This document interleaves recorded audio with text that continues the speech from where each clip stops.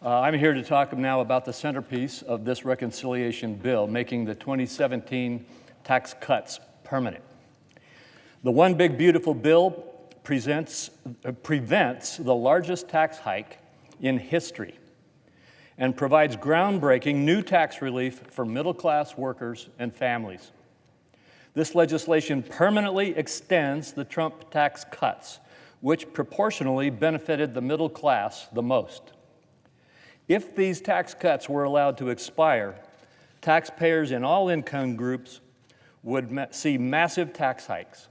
And a point that my colleagues on the other side seem to consistently forget or ignore is that the vast majority of them, $2.6 trillion worth of those tax cuts or tax increases, would fall on taxpayers making less than $400,000 per year.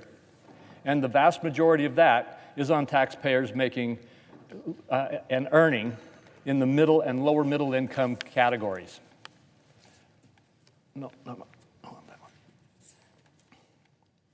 But before I go on to discuss what would happen, I want to address an issue that is just a constant theme on the other side, and that is that this bill is going to be a huge increase in the deficit.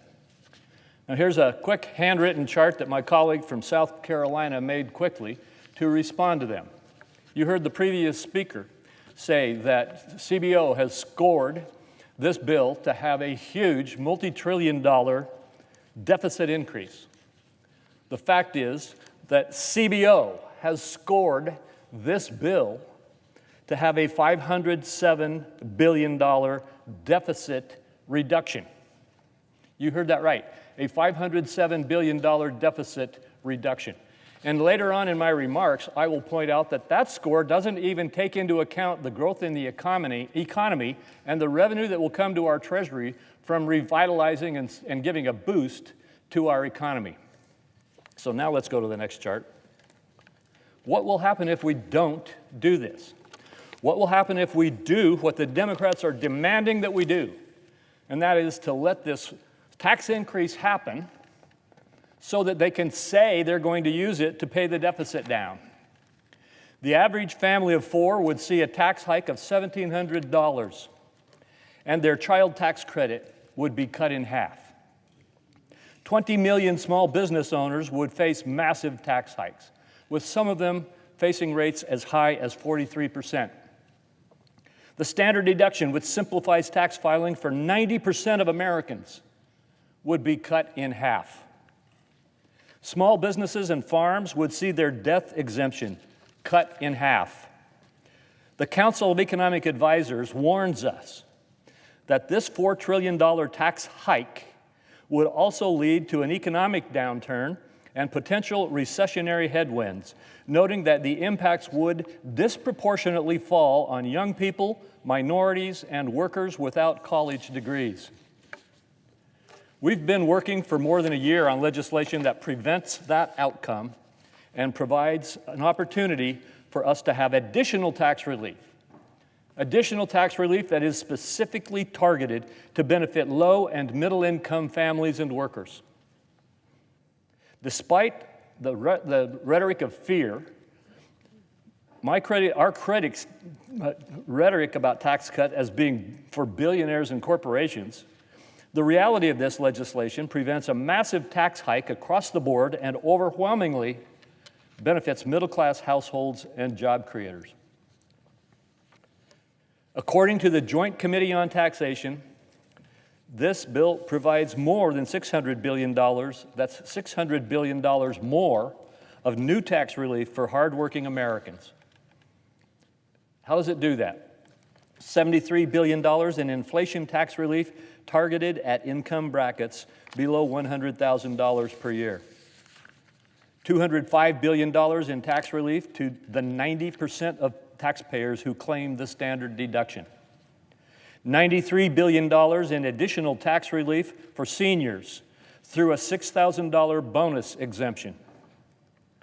$124 billion investment in children of low and middle income families, in addition to the permanent doubled child tax credit. I'm going to say that again. The permanent doubled child tax credit. The significant tax relief we are providing to hardworking families includes permanent lower tax rates, letting Americans keep more of their hard-earned money, permanent increased and enhanced standard deduction, claimed by over 90% of taxpayers. On top of making that doubled child tax credit permanent, we are also increasing it for tens of millions of families. Tax relief for seniors in the form of a $6,000 bonus exemption for low and middle-income seniors, slashing their tax burden. No tax on tips for millions of tipped workers like waitresses, barbers, hairstylists, and taxi drivers. No tax on overtime for millions of America's hourly workers who work overtime and keep America running. No tax on auto loan interest for new cars made in the United States, allowing the hardworking families of America to fully deduct auto loan interest on American-made cars. Enhanced 529 education savings accounts, making education expenses more affordable and accessible for families. New Trump savings accounts for newborns and children set up to the age of 18, building financial security for the next generation. We make child care more accessible and affordable for working families by enhancing the Child and Dependent Care Credit and the Dependent Care Assistance Program. The list goes on and on. We extend the paid family and medical leave credit and expand health savings and accounts for health care expenses. We repeal onerous IRS reporting requirements on gig workers, reduce the paperwork burden for small businesses, and much more. And all of this just on the individual side of the code. The business side of the tax code has the potential to generate phenomenal economic growth. When my Republican colleagues and I began talking about how to best extend and enhance the Tax Cuts and Jobs Act, we agreed that one of our top priorities was to make it permanent. The reforms we made in 2017, including lower rates for corporations and small business owners, along with the international tax reforms, increased domestic investment, boosted economic growth, and increased take-home pay. A growing economy powered a strong labor market. Workers saw record wage growth, and the unemployment rate fell dramatically to the lowest in 50 years at 3.5%. Corporate inversions, which we used to debate endlessly, or businesses leaving America, became a thing of the past. They literally ended. And America became the place to do business again. Capital formation exploded in the United States. Restoring these critical business provisions and making them permanent is a key to driving additional growth and investment in the United States. For businesses that spur investment and economic activity across the country, this bill makes the 20% small business deduction permanent, enabling job creation and spurring local economic activity. Restores and makes permanent full expensing for domestic research and development, encouraging domestic innovation. Restores and makes permanent full expensing for new capital investments, like machinery and equipment, boosting domestic production.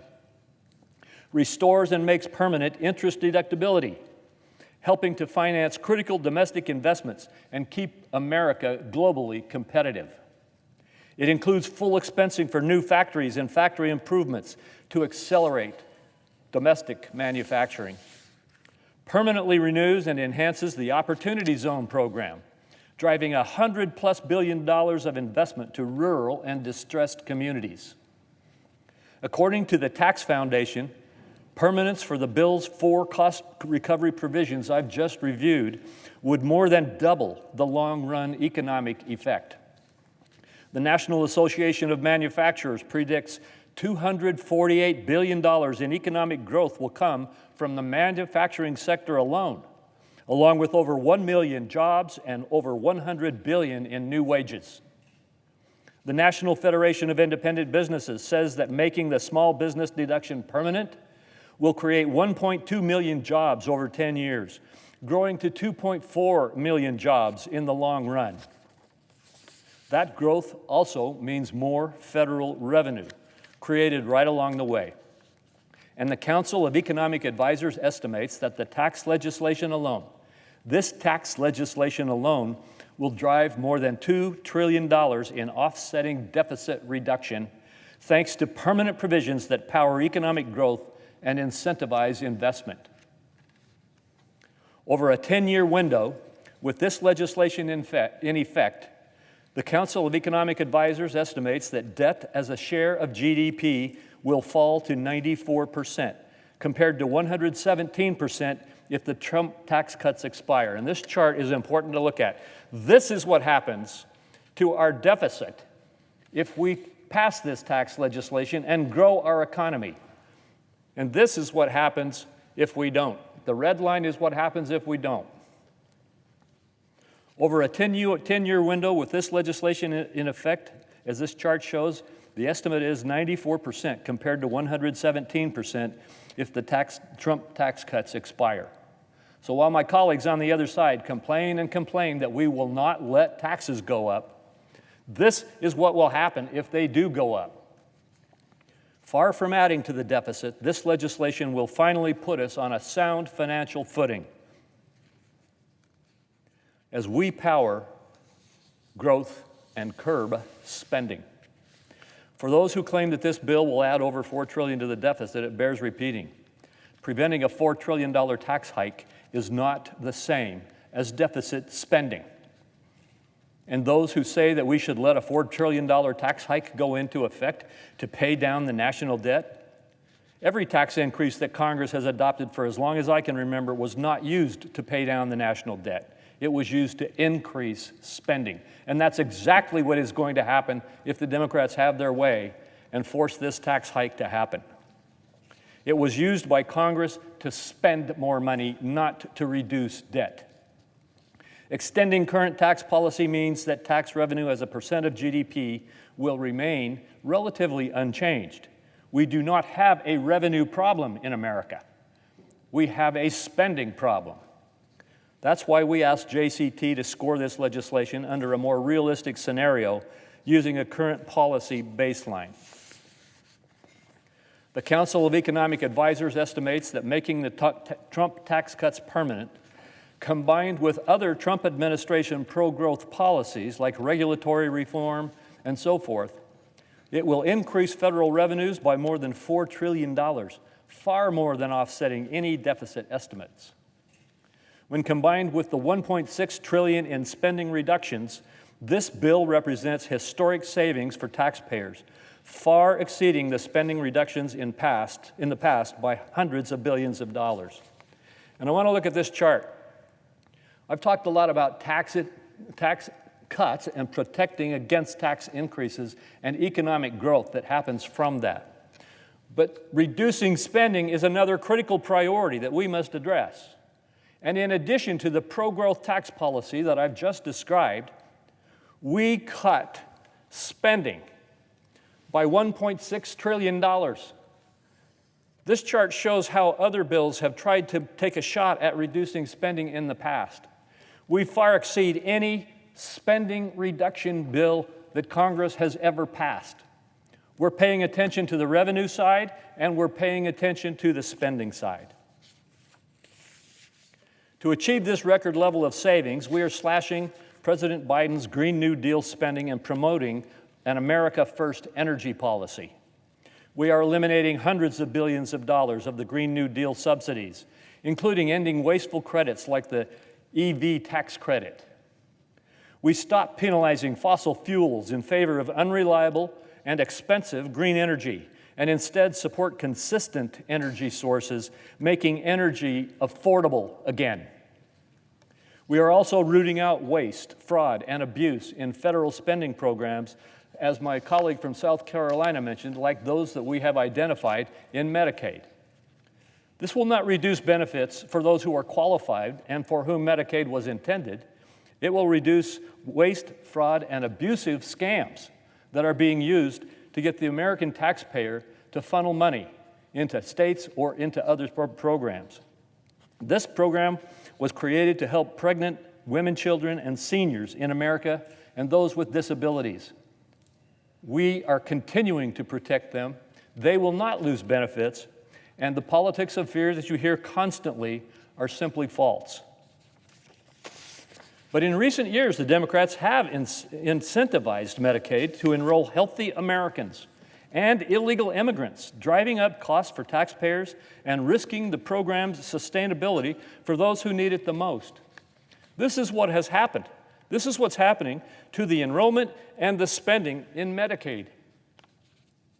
The fate of this expansion is an unsustainable path and puts the future of the program at risk, including the United States federal debt. As spending has surged, so have inappropriate payments and ineligible enrollments, along with gimmicks and loopholes. People are alarmed by these statistics, but official reports indicate that the federal government made $543 billion in inappropriate Medicaid payments from 2015 through 2024. Some experts think that that number is closer to $1 trillion. That is what we are addressing in this legislation. We have the responsibility to ensure that programs like Medicaid work efficiently and effectively and remain financially viable for those for whom it was designed to help. For months, my Democrat colleagues have engaged in the politics of fear, warning that Republicans are going to rip this critical program from those most in need. Let me be clear. This legislation does not take Medicaid away from any recipients for whom the program was designed to help. Children, the elderly, the disabled or infirm, adults caring for children, and elderly relatives are protected by this bill. We would not be honoring our obligation to these recipients if we allow the program to continue to balloon, forcing vulnerable populations to compete for available resources with able-bodied adults who refuse to work. As one father recently wrote in the Wall Street Journal, Medicaid was created to help people like my son. He is 17, has severe autism and epilepsy, and needs constant attention. Yet thanks to Obamacare's Medicaid expansion, he is stuck on a multi-year waiting list for an in-home care because able-bodied adults are competing for the same results. CBO estimates that over 1.4 million illegal aliens are receiving Medicaid benefits. I'm talking about those who are not United States citizens and are not legally in the United States, receiving Medicaid benefits, and pushing those like this man's 17-year-old son out of his opportunity to get access to those benefits. Brett Guthrie, the chairman of the Energy and Commerce Committee in the House, correctly notes, every dollar misspent on illegal immigrants and ineligible individuals in the Medicaid program means less money going to our children, our pregnant women and mothers, individuals, and others who are disabled and seniors. Republicans are committed to preserving and strengthening Medicaid for the people Medicaid was intended to serve. That starts with making common sense reforms to eliminate waste, fraud, and abuse in the program. This bill targets rampant fraud in the program by removing illegal aliens, deceased recipients, or those enrolled in multiple states. It eliminates wasteful spending by ensuring that Medicaid payments align with levels in Medicare and other spending programs, and increases the frequency of eligibility checks. It requires more personal accountability and promotes pathways to work for able-bodied adults. The work requirements proposed in this legislation are simple. Many people are amazed that they're so easy to meet and yet so rigorously opposed. If you are an able-bodied adult without dependents, you can qualify for taxpayer-funded Medicaid by spending 20 hours per week working or participating in work training or going to school or participating in community service or volunteer work. The majority of Americans agree that these rules are responsible guardrails to protect a program that was designed to protect America's most vulnerable Americans. The bill also corrects abusive practices by freezing and reducing provider taxes, a financial gimmick used by states to increase federal spending that they receive.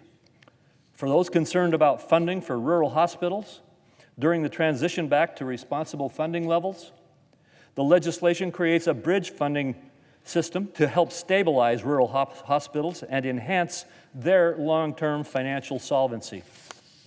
And while Democrats claim Republicans are slashing Medicaid spending, the reality is that even with these reforms, Medicaid spending is projected to continue to grow by billions of dollars over the next 10 years. Only in Washington is a smaller increase in spending considered a cut. In reality, these reforms will improve, protect, and preserve Medicaid for the most vulnerable Americans. We've had a very robust debate over how to best deliver on President Trump's agenda, and I'm proud of what we achieved in this legislation. The tax provisions in our bill, from permanent extension of the lower tax rate to the increased child tax credit to the permanent tax relief for businesses, will deliver financial security for American families and grow our economy.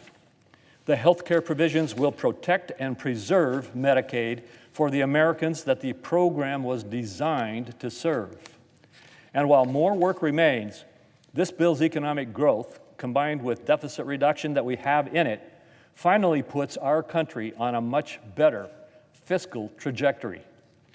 Speaking of work, I would be remiss if I did not take a moment to thank the excellent staff from the Joint Committee on Taxation, the Congressional Budget Office, and the Senate Legislative Council for the hard work and countless hours they have put in to get us to this point. Some of them have been working with us on these provisions for years, and we greatly appreciate your partnership in this effort. I ask unanimous consent to have these individuals' names printed in the record. Thank you. I also have to thank my incredible staff who have foregone sleep over the past several months to provide timely, indispensable insight, facts, legislative text, counsel, and so much more. Without them, we would not be at this point and ready to deliver this much needed growth-focused policy for the American people. I ask unanimous consent to have the names of my entire Finance Committee staff printed in the record. Without objection. Thank you.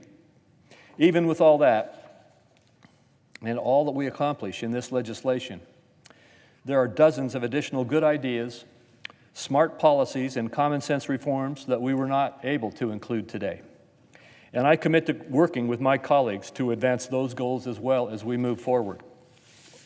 But today's historic legislation is more than a good start and will pay dividends for American families, extending good tax policy, delivering targeted relief, and reining in wasteful spending, as achieved in this bill, is the best way to restore economic prosperity and opportunity for all Americans.